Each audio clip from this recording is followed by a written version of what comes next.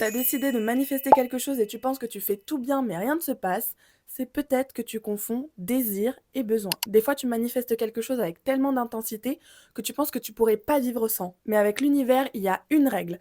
Soit tu obtiens ce que tu veux, soit tu obtiens quelque chose de mieux, même si ça n'a rien à voir avec ce que tu avais demandé à l'origine. Donc s'il y a une manifestation qui bloque, c'est peut-être que tu as confondu désir superficiel avec désir profond. Par exemple, tu manifestes de perdre du poids parce que tu te dis qu'une fois que tu seras plus mince, tu auras plus confiance en toi et tu te sentiras mieux dans ta peau. Et dans ce cas-là, tu manifestes la mauvaise chose parce que tu veux pas vraiment perdre du poids. Ça, c'est ton désir superficiel. C'est pas ton corps que tu veux changer, c'est le regard que tu poses sur toi-même. Pareil, tu manifestes absolument le fait d'être en couple, alors que ce que tu recherches au final, c'est l'affection, c'est la sécurité.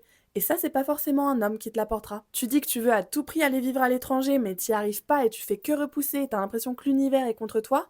Non, c'est qu'encore une fois, tu utilises ce départ comme un moyen de fuir parce que tu as des blessures qui sont pas guéries, parce qu'il y a quelque chose qui te dérange dans la situation actuelle que tu ne sais pas encore régler.